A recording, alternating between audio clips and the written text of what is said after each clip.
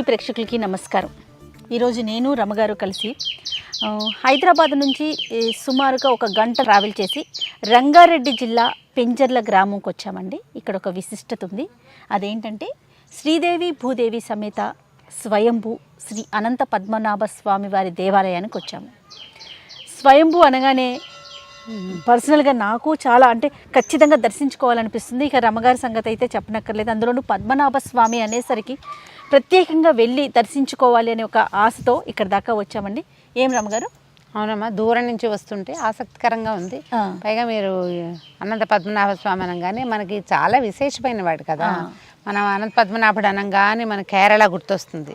తర్వాత మనకి తెలంగాణలో ఉన్న అనంతగిరి ఒకటి స్వామివారు కూడా చాలా ప్రత్యేకమైన వాడు కదా. అయితే అనంత పద్మనాభుడు మనం పెద్ద స్వరూపంలో చూస్తాం కేరళలో. అంటే ఈ చివరి మొదలుపెట్టి అక్కడ దాకా ఒక భాగాన్ని చూడాలంటే ఒకవైపు, ఇంకొక భాగాన్ని చూడాలంటే ఇంకొక వైపు వెళ్ళి చూస్తాం. అయితే అనంతగిరిలో ఏమో మనం స్వయంభూగా ఉన్నటువంటి సాలగ్రామ శిలా స్వరూపంలో ఉన్న అనంత పద్మనాభ స్వామిని చూస్తాం. అవును, ఇక్కడ స్వామివారు ఒక శిలాస్వరూపంలో చెక్కబడి అంటే స్వయంభూగానే వీరికి లభించారని చెప్పి చాలా పురాతనమైనదని విని ఒకసారి చూద్దాం. కంటితోటి చూస్తే వచ్చే సంతోషం వేరేగా ఉంటుంది. మనం కథలు చదువుతాం, వింటాం, టీవీలలో చూస్తే చూసినట్టే ఉంటుంది. కానీ మనం క్షేత్రంలోకి వచ్చి స్వామిని నేకెడ్ ఐ తోటి మన మాంసనేత్రంతో దర్శిస్తే ఆ వచ్చే సంతోషము, ఆధ్యాత్మిక అనుభూతి వేరుగా ఉంటాయి. ఆ అవకాశాన్ని తీసుకోవటానికే ఇవాళ ఇంత దూరం వచ్చాం. పొద్దున్నే నేను కీర్తి ఒకసారి వచ్చాం రమ్మగారు ఆల్రెడీ. ఇంతకుముందు అప్పటికి రీకన్స్ట్రక్షన్ జరుగుతూ ఉంది టెంపుల్కి. అదే ఆ రోజే అనుకున్నాం ఖచ్చితంగా మిమ్మల్ని తీసుకురావాలి, మీకు చూపించాలని అనిపించింది నాకు.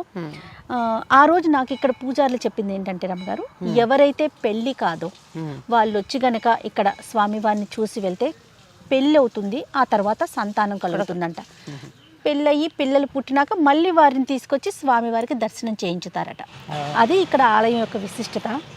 మనస్ఫూర్తిగా మనం ఏది కోరుకుంటే అది ఖచ్చితంగా జరిగి తీరుతుంది అనేది ఈ ఆలయం యొక్క నమ్మకం అట్ట రమ్మగారు. ఎక్కడైనా ధర్మబద్ధమైన కోరికలు, క్షేత్ర మహాత్మ్యం కూడా ఉంటుంది. ధర్మబద్ధమైన ఏ కోరికైనా భగవంతుడు తీర్చడానికి ఎప్పుడు సిద్ధంగానే ఉంటాడు.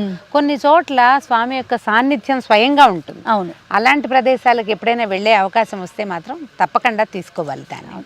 ఇది పెద్ద దూరంగా కూడా అనిపించదు రమ్మగారు. మనకి సిటీ నుంచి చూసుకుంటే ఒక 50 కిలోమీటర్ల లోపే వచ్చేస్తుంది. మరి వెళ్ళి స్వామివారిని దర్శించుకుందామా? తప్పకుండా చేయాలి.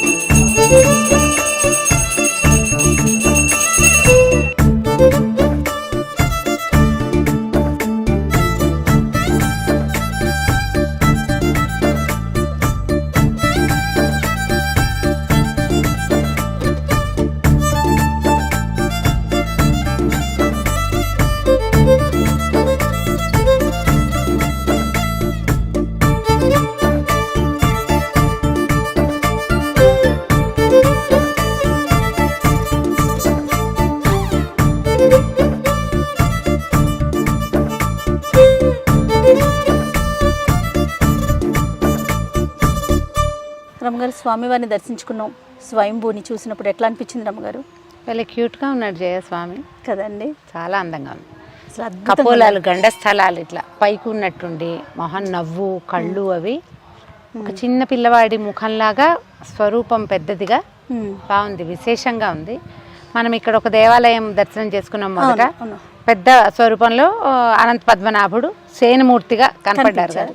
పక్కన చెన్నకేశ్వర స్వామి ఉన్నాడు, అమ్మవార్లు ఉన్నారు, ఆంజనేయ స్వామి సన్నిధి ఉంది.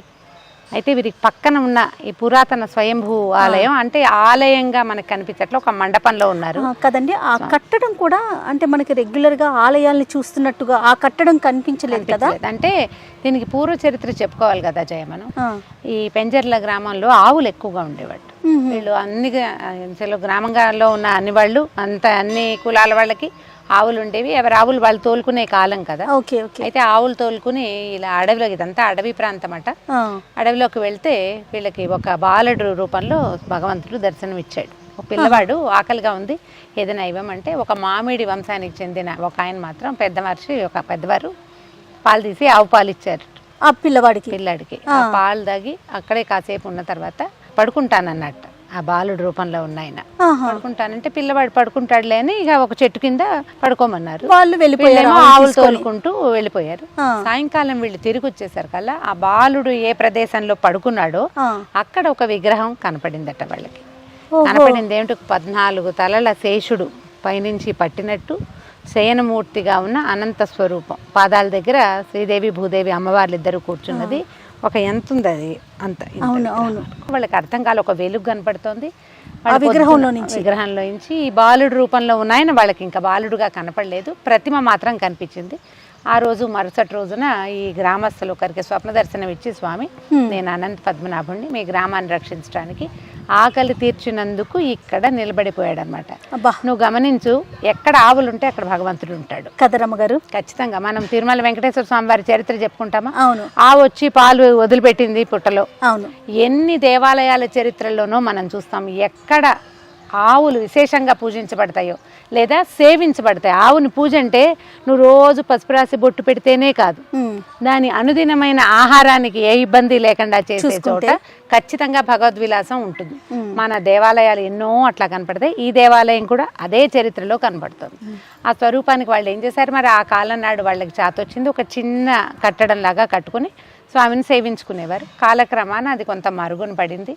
అయితే ఇటీవల మనం పక్కన ఇంకో దేవస్థానం చూసాం కదా, ఇది ఒక 25-30 సంవత్సరాల క్రితమే ఒకరు తమ సంతోషం కోసం స్వామివారినే తీసుకురావాలనుకున్నారట.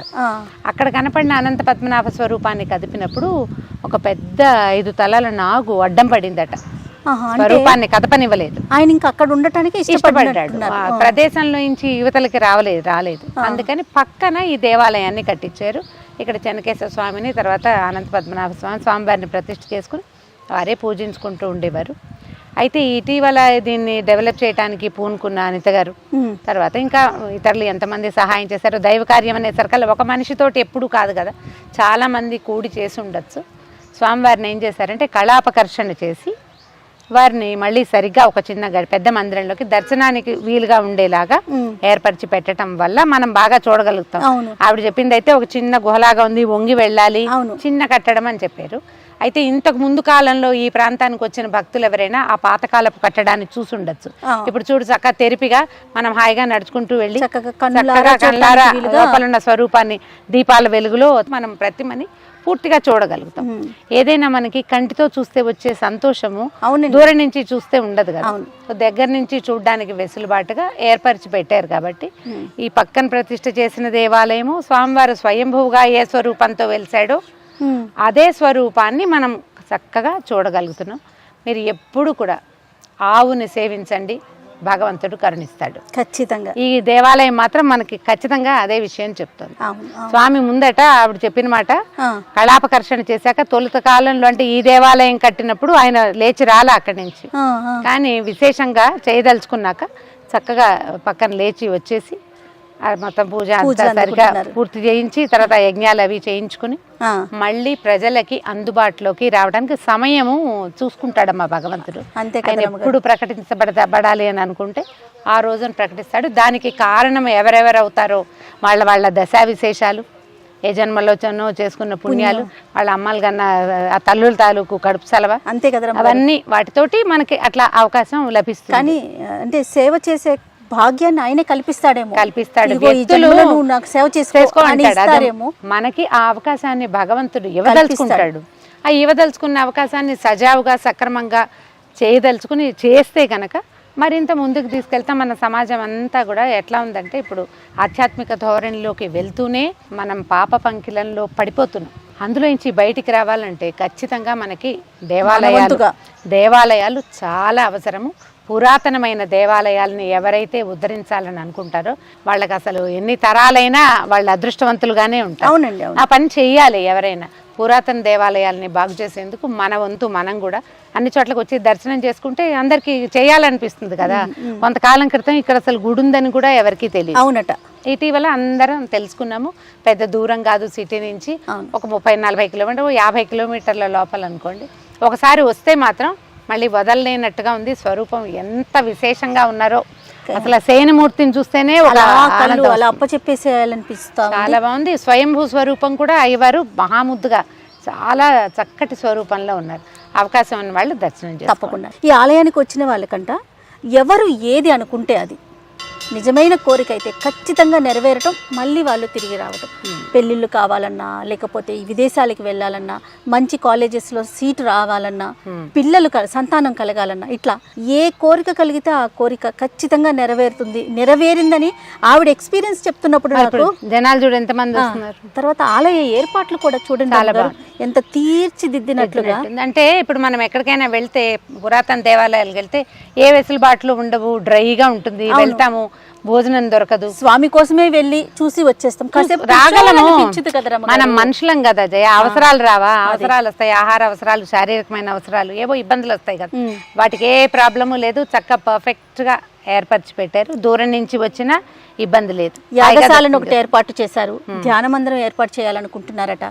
అలానే దూరం నుంచి వచ్చిన వాళ్ళకి వాష్రూమ్స్ ఎంత నీట్ గా అనిపించినాయి అంటే బాగున్నాయి. అంటే ఎలాంటి ఇబ్బంది లేకుండా చక్కగా పార్కు లాగా మంచి మంచి వృక్షాలన్నీ పెట్టి కాసేపు 1 గంట 2 గంటలు కూర్చోవాలి కూర్చోవాలి, చెట్ల నీడని కూర్చుని దండం పెట్టుకుని ప్రశాంతంగా వెళ్ళచ్చు. అండ్ మోర్ ఓవర్ ఏంటంటే లోపలికి వస్తుంటే చాలా ప్రశాంతంగా కూల్గా ఉంది. పురాతనమైన దేవాలయం అయినప్పటికీ కూడా డెవలప్మెంట్ వల్ల చాలా బెటర్ పొజిషన్లో బాగా కనపడుతుంది. గ్రీన్గా ఉంది బాగా.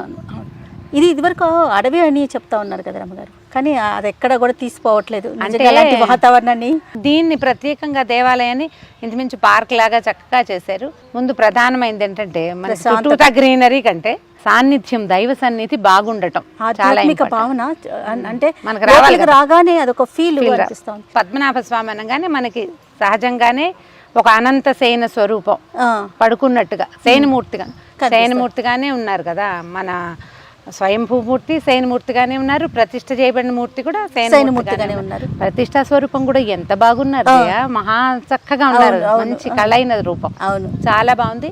అవకాశం ఉన్న వాళ్ళు దర్శనం చేసుకోండి తప్పకుండా.